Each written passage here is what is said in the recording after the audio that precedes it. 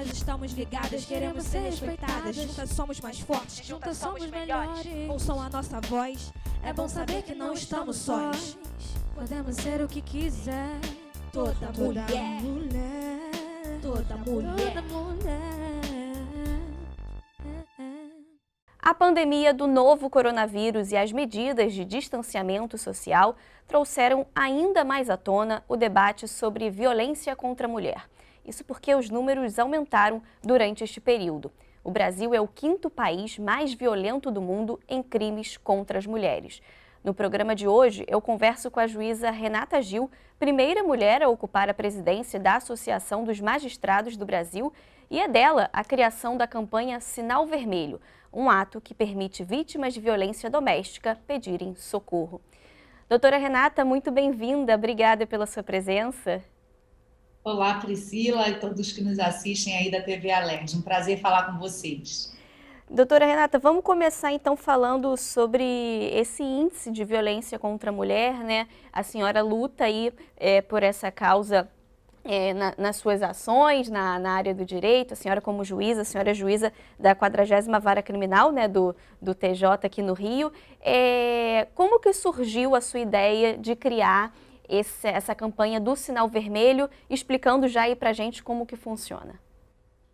Surgiu exatamente de um programa de TV, um noticiário, 10 horas da noite eu estava assistindo, em abril, logo após a declaração de pandemia pela Organização Mundial de Saúde, e os números me assustaram, né, de um aumento exponencial de aproximadamente 50% dos casos de violência, 50% de aumento, e a gente com dificuldade de trazer essas mulheres para denunciar, porque na época os fóruns estavam fechados, funcionando em regime de plantão, defensorias públicas fechadas, escritórios de advocacia fechados, onde essas mulheres denunciariam? Algumas delegacias até DEANs com funcionamento reduzido, e aí nos surgiu a ideia de algum local que ficasse aberto 24 horas ou a maior parte do tempo, mesmo durante o isolamento social, durante até lockdown, né? E que existisse em qualquer canto do país. Isso era uma preocupação. Qualquer cidadezinha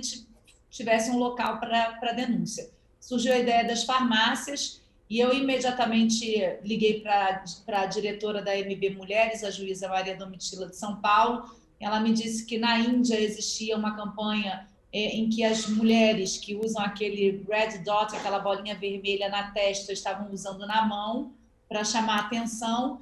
E aí nós pensamos imediatamente num X vermelho, e eu dei o nome Sinal Vermelho, imediatamente liguei para o presidente do CNJ na época, o ministro Dias Toffoli, isso quase 11 horas da noite, e o ministro falou, vamos fazer uma campanha nacional, e assim começou a campanha. Acionamos a Anvisa, acionamos as redes de farmácias, e a campanha é muito simples, porque a gente tinha essa preocupação de atingir todas as camadas da sociedade, né? Sim. É um sinal silencioso, um X na mão, a mulher comparece a uma farmácia, imediatamente o atendente ou farmacêutico disca 190, a polícia militar, que é a polícia que faz o patrulhamento ostensivo no país inteiro, e o número no país inteiro é 190, leva essa mulher para alguma delegacia distrital e encaminha ela para os exames que são necessários, abrigamento, se for necessário, enfim, dá aquele tratamento preferencial, porque na nossa campanha a gente fez aí reunião com todos os batalhões de polícia militar do país, com todas as secretarias de segurança do país, através do Ministério da Justiça, o ministro da Justiça nos ajuda muito. Nós criamos um protocolo de atendimento prioritário com o 190. Então, essa é a campanha e surgiu pela necessidade dos números que estavam aumentando muito durante a pandemia. Como a senhora falou, a ideia foi procurar um estabelecimento aberto 24 horas e que existe em qualquer esquina, né, como é o caso das farmácias. Agora, é importante a gente falar também para, vamos dizer assim, para os funcionários dessas farmácias, né? Precisa ir de um treinamento e eles também estarem cientes de que não cabe a eles, né, tanto o julgamento como o ato em si enfim, né, em relação ao agressor, vamos dizer assim, é uma maneira de ajudar mesmo, de tentar ajudar aquela mulher que está passando por aquele período, aquele sufoco, né, solicitando ajuda, né, doutora Renata? Essa é uma campanha quando a gente mobilizou, né, os funcionários de farmácia pelo país, milhares de funcionários, a gente criou um tutorial, né, eu mesma falava nesse tutorial e foi tão engraçado que o tutorial da campanha acabou circulando nas redes sociais antes mesmo que o vídeo institucional. Então, esses farmacêuticos eram treinados de uma forma muito simples para esse atendimento, dizendo que eles ficassem calmos, que eles só precisariam mesmo ligar 190, que eles não são testemunhas do fato, né? Então, por isso, eles não devem ser conduzidos à delegacia, a não ser que o fato também aconteça na frente deles, aí é uma outra situação, mas quando é só a comunicação de uma violência anterior, eles não têm que comparecer à delegacia e nem têm que se deslocar da unidade lá em que houve a denúncia. E a adesão foi muito grande porque todos compreenderam que era uma ação de solidariedade, de responsabilidade social. Isso tocou muito o nosso coração, porque a gente ficou imaginando que houvesse alguma dificuldade, especialmente porque naquela época as farmácias estavam fazendo a testagem rápida, estavam envolvidos com as questões da pandemia, e podia ser que eles não tivessem interesse, né, de praticar essa ação, que é uma ação de solidariedade. Mas a receptividade foi imensa. As notícias são maravilhosas de farmacêuticos. Eu queria que a senhora falasse de casos, né, que ajudaram aí a salvar até a vida dessas mulheres, né, a gente pode realmente falar assim, que a senhora contasse casos, dando exemplos aí de como essa campanha funcionou efetivamente. Exatamente, eu tive um caso de um farmacêutico na Bahia que a mulher chegou muito debilitada, ele pegou a mulher, colocou ela no seu carro e ele mesmo levou a mulher para o atendimento, né, médico e depois o encaminhamento policial. Casos de, por exemplo, deficiente auditiva e ela não tinha como ligar, né, para a farmácia ou comparecer, porque muitas viviam em cárcere privado, algumas mulheres que foram libertadas depois de 8, 9 anos através da campanha Sinal Vermelho. Então, ela tirou uma foto com o X vermelho, mandou para o telefone da farmácia, a farmácia chamou a polícia e a mulher foi, então, socorrida. Então, assim, são inúmeras histórias, não só de salvamento de vida e não só de relações entre homem e mulher, né? Relação de companheiro, de casamento, a gente tem relação de filho, né, que agride mãe, que pratica essa violência dentro de casa. Então, algumas pessoas, inclusive com debilidade mental, e que um filho ou um irmão ia à farmácia para denunciar e aquela pessoa, então, era encaminhada a toda a rede de proteção. Então, são inúmeros casos de salvamento de vidas. Mas a campanha, Priscila, ela não se dirige só a esse público, ela não tem como escopo só salvar as vidas, ela também tem como escopo criar o sentimento de liberdade nas mulheres, né? Liberdade que é um valor constitucional. As mulheres não podem ficar mais submetidas àquela situação de constrangimento, porque a violência, muita gente confunde, não é só a violência física, né? Tem várias formas de violência.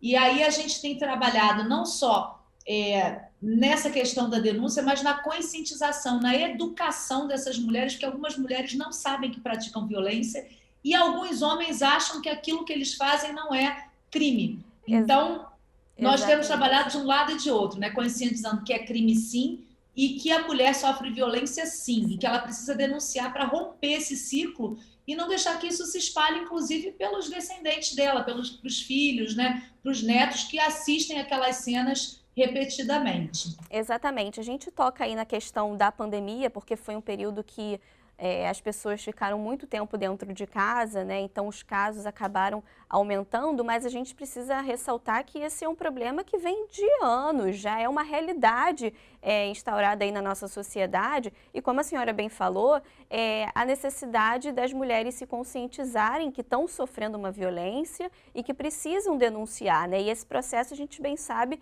que é muito delicado, muito difícil, muitas têm dificuldade, como a senhora falou também anteriormente, levam aí anos para conseguirem, né, tomar essa decisão. E aí eu queria que a senhora falasse como presidente aí da associação, né, falasse em relação ao judiciário, né, especificamente no Conselho Nacional de Justiça, o nível de processos que vocês têm, né, que o Conselho recebe, para as pessoas terem ideia da quantidade de denúncias que acontecem Lembrando que existem os casos que não são notificados, né?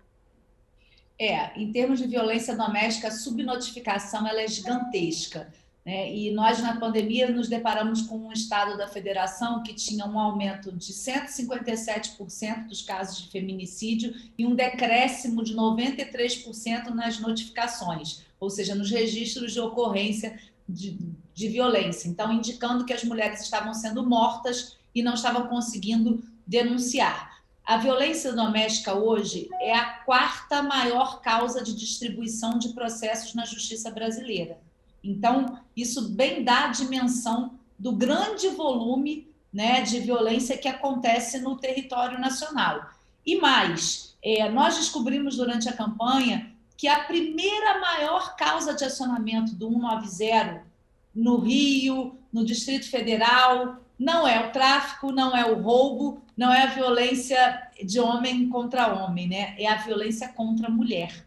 Então, isso foi um dado que nos assustou. Era uma poeira que estava, para usar uma linguagem bem simples, uma poeira que estava debaixo do tapete. A gente sabe o que acontece, a gente já tem os mecanismos, em cada fórum brasileiro tem uma coordenadoria de violência doméstica, então existe uma coordenadora que é responsável pela atuação com os juízes da vara de violência doméstica e todo o sistema, né, DEANs, Delegacias de Atendimento à Mulher, Delegacias Distritais, toda a política pública de combate à violência, mas mesmo assim isso não era suficiente para que os números fossem eficientes, né, e que a sensação de impunidade diminuísse.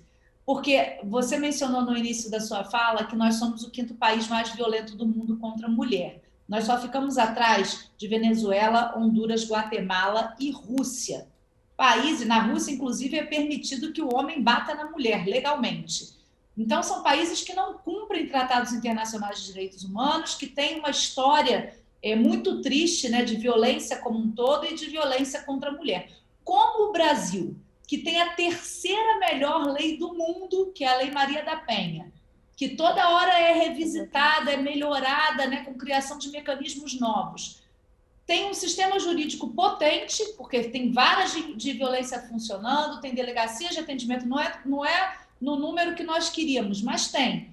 Funciona. Tem patrulha Maria da Penha e a gente ainda continua com esse problema de ser o 5º país mais violento do mundo contra a mulher. Então, a gente tem uma questão que é educacional, que é o sistema patriarcal, né, o pensamento patriarcal que está arraigado na nossa sociedade, e esse vínculo só vai se romper com processos educativos, e a questão mesmo da educação de base que a gente não tem, né, isso precisa ser ensinado nas escolas, o que é a violência, explicar para as meninas e para os meninos. Porque eu tenho dito que a violência contra a mulher, ela não é um problema das mulheres, ela é um problema de homens e mulheres, é de toda a sociedade.